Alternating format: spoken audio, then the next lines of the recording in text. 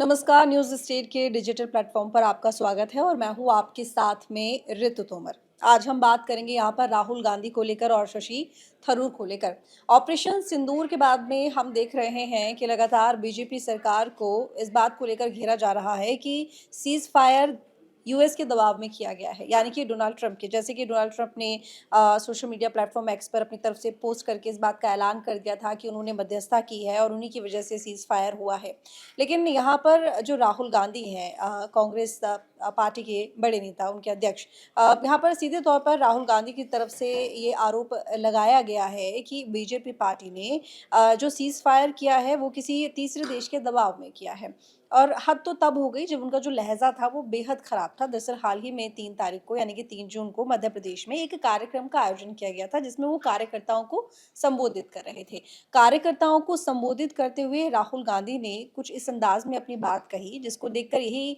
लग रहा था कि मानो वो अपने देश के नेता नहीं, विपक्षी पार्टी के, बल्कि वो किसी दूसरे दुश्मन देश के नेता हों और भारत को और भारत के लोगों को बिल्कुल पसंद नहीं करते हों। कुछ इस तरह के लहजे में उन्होंने अपनी बात रखी। दरअसल उन्होंने कार्यकर्ताओं को संबोधित करते हुए कहा कि जब 1971 में लड़ाई हुई तो इंदिरा गांधी ने किसी के दबाव में झुकने के बजाय अपने देश की सेना का नेतृत्व किया और अपने देश को जिताया। लेकिन वहीं बीजेपी की बात करें, आरएसएस की बात करें, तो ये दूसरों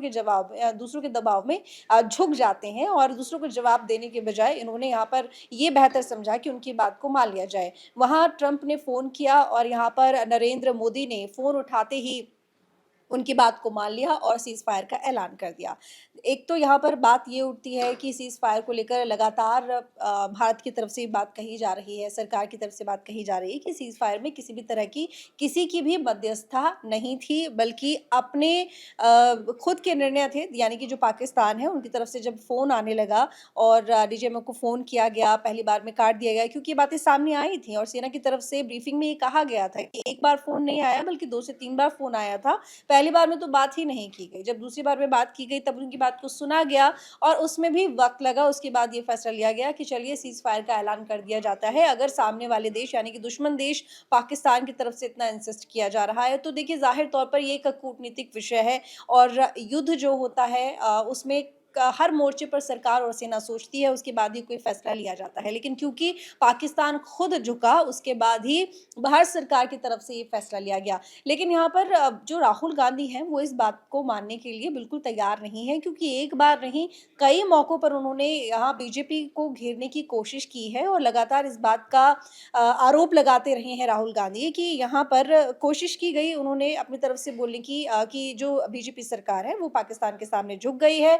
क्योंकि यूएस के जो राष्ट्रपति हैं डोनाल्ड ट्रंप, उन्होंने यहाँ पर बीच में आकर मध्यस्थता की, उन्होंने प्रेशर डाला, तो इसी वजह से जो नरेंद्र मोदी हैं वो खुद से निर्णय नहीं ले सके और उनके दबाव में आ गए। लेकिन आपको एक बात की जानकारी और दे दूँ यहाँ पर कि बीजेपी भी चुप रहने वाली नहीं है। बीजेपी के जो बड़े नेता हैं उनकी तरफ से ये आरोप लगाया गया कि जो राहुल गांधी का लहज़ा है वो बेहद खराब है। उन्होंने यहाँ पर सीधे तौर पर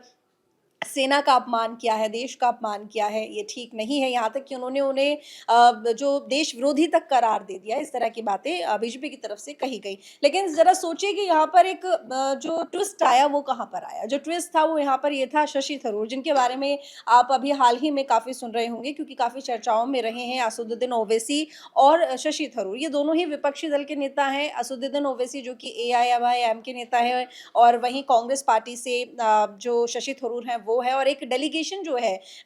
वो गया था भारत की तरफ से यूएस में, और वहाँ पर प्रतिनिधि मंडल में ये डेलीगेशन जो गया था, उस प्रतिनिधि मंडल में शामिल थे ये दोनों ही नेता, और भी कई नेता शामिल थे। तो ये विपक्षी नेता जो बड़े चेहरे थे वो ये दिखाई दिए जिन्होंने भारत के पक्ष को बखूबी रखा और उन्होंने हर उस डाउट को क्लियर कर दिया जो कि भारत के लिए फैलाया जा रहा था। वो जो झूठ पाकिस्तान की तरफ से पूरे विश्व स्तर पर फैलाया जा रहा था, उस झूठ को खत्म करने का प्रयास इन दोनों ही नेताओं की तरफ से बखूबी किया गया, क्योंकि इनके जितने भी पीछे हाल ही में वीडियोज़ आते रहे हैं, उन प्रेस कॉन्फ्रेंस में उन तमाम सवालों के जवाब देते हुए जो कि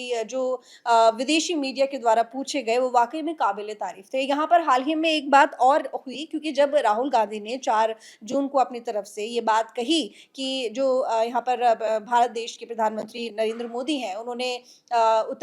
जो अमेरिका के राष्ट्रपति हैं डोनाल्ड ट्रंप, उनकी तरफ से वो दबाव में आ गए, उनके फ़ोन करते ही उन्होंने सीज़ फायर का ऐलान कर दिया। इस तरह की तमाम बातें जो कही गई, इन आरोपों का पूरी तरह से खंडन शशि थरूर ने किया और उन्होंने प्रेस कॉन्फ्रेंस के दौरान भी ये बातें कही हैं। लेकिन हाल ही में एक इंटरव्यू में जब उनसे ये सवाल पूछा गया कि क्या किसी दूसरे देश की तरफ से मध्यस्थता की गई थी जिसके बाद सीज़ फायर का ऐलान किया गया, तो इस बात पर बड़े ही सधे हुए तरीके से शशि थरूर ने अपनी तरफ से जवाब दिया और उन्होंने सीधे तौर पर कहा कि युद्ध क्योंकि पाकिस्तान और भारत के बीच में था और पाकिस्तान जिस तरीके से बार-बार अपनी तरफ से ये कोशिशें कर रहा था कि सीज़ फायर का ऐलान कर दिया जाए, तो भारत ने उस बात को सुना और क्योंकि भारत पूरी तरह से सक्षम है हर बात का जवाब देने के लिए, यानी कि अगर युद्ध फुल फ्लेज्ड युद्ध होता तो भी भारत तैयार था और जिस स्तर पर युद्ध हुआ भारत ने उसमें भी अपनी तरफ से कोई कोर कसर नहीं छोड़ी पाकिस्तान का नुकसान करने में। तो ऐसे में हो ही नहीं सकता और ना ही ऐसा हुआ है कि किसी तीसरे देश की मध्यस्थता रही हो इस युद्ध को खत्म करवाने में, सीज़ फायर करने में। उन्होंने ये क्लियर कट जवाब दिया। लेकिन बड़ी बात देखिए यहाँ पर ये है उनके आंसर में कि उनके जो ये जवाब थे उसमें किसी भी तरह से उन्होंने राहुल गांधी को कोई हार्म नहीं किया, यानी कि राहुल गांधी को ना तो उन्होंने कोट किया, ना ही उनकी सवाल को लेकर उन्होंने किसी तरह से इस तरह का तंज कसा कि आखिर ऐसा उन्होंने क्यों कह दिया। उनसे जो सवाल पूछा गया उन्होंने उसमें बड़े ही सधे हुए तरीके से ये क्लियर कर दिया कि जी भारत और पाकिस्तान का जो युद्ध हुआ उसमें किसी भी तीसरे देश की मध्यस्थता को लेकर जो तमाम बातें कही जा रही हैं वो सरासर गलत हैं। इस बात को वो कई बार कह चुके हैं और एक बार फिर उन्होंने इस बात का जवाब दिया है। उन्होंने कहा है कि भारत हमेशा तैयार रहेगा पाकिस्तान को उसी की भाषा में जवाब देने के लिए, क्योंकि पाकिस्तान जो कि हमेशा से ही आतंकियों का ब्रांड एम्बेसडर रहा है और उस आतंकियों को खत्म करने के लिए, उस आतंकिस्तान की जो गतिविधियां हैं उनको नेस्तनाबूद करने के लिए, उनकी साजिशों को खत्म करने के लिए भारत जो हो सकेगा उसकी भाषा में वो जवाब देगा। और इसी तरह से शशि थरूर ने इस बात को कहते हुए अपनी बात को खत्म किया। वहीं आपको बता दें कि बीजेपी के नेताओं की तरफ से जब यहाँ पर प्रधानमंत्री मोदी और देश की जो सेना है उनके बचाव में राहुल गांधी की बातों का खंडन करते हुए जो बातें कही उनसे बहुत बेहतर तरीके से शशि थरूर ने अपनी बात को रखा है। आपको बता दें कि बीच में ही यहाँ पर जो जेपी नड्डा हैं उनकी तरफ से भी कुछ बातें कही गई थी। उन्होंने कहा था कि जब ये युद्ध हुआ है तो इसमें भारत ने पाकिस्तान का बहुत ज़्यादा नुकसान किया है और उनकी तरफ से ये कहा गया कि इस युद्ध में जो एयरबेस थे पाकिस्तान के वो बर्बाद कर दिए गए। एयरबेस के साथ-साथ में उनके जो प्लेन्स थे, फाइटर जेट थे, वो भी बर्बाद कर दिए हैं और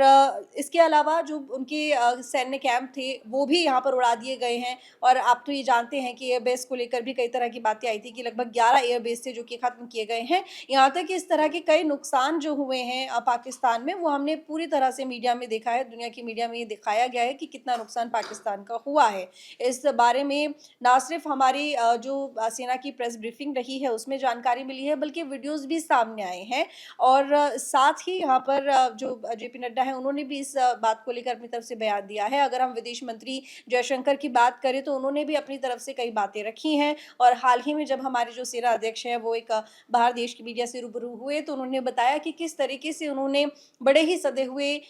तरीके से पाकिस्तान का सामना किया, उनकी आर्मी को नाको चने चबवा दिए। और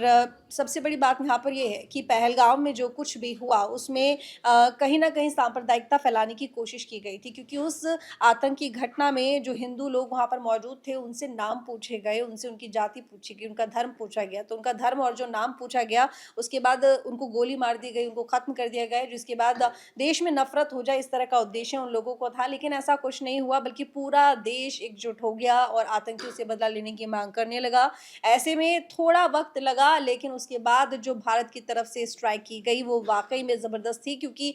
9 से 10 आतंकी कैंप से जो कि तबाह कर दिए गए। और आतंकियों के बारे में बात करें तो लगभग 150 आतंकी हैं जिनको खत्म किया गया। और उसके बाद में जब ये ऑपरेशन सिंदूर हुआ, यानी कि जब पाकिस्तान की तरफ से हमला किया गया, तो भारत ने भी यहाँ पर मुंह तोड़ जवाब दिया। हालांकि विपक्ष की तरफ से जरूर थोड़े बहुत सवाल उठाए गए हैं, लेकिन हर सवाल का जवाब यहाँ पर ना सिर्फ भारत सरकार बल्कि आर्मी भी दे रही है। जानकारी आपको कैसे लगी कमेंट करके जरूर बताइएगा, लाइक कीजिएगा, शेयर कीजिएगा। धन्यवाद। जहाँ भक्ति है हर शब्द में, कथाओं में छिपे हैं दिव्य रहस्य और ज्योतिष देता है जीवन को दिशा। धर्म से जुड़ी हर बातों को जानने के लिए हमारे चैनल स्तुति को सब्सक्राइब करें। चैनल पर जाने के लिए इस लिंक पर क्लिक करें।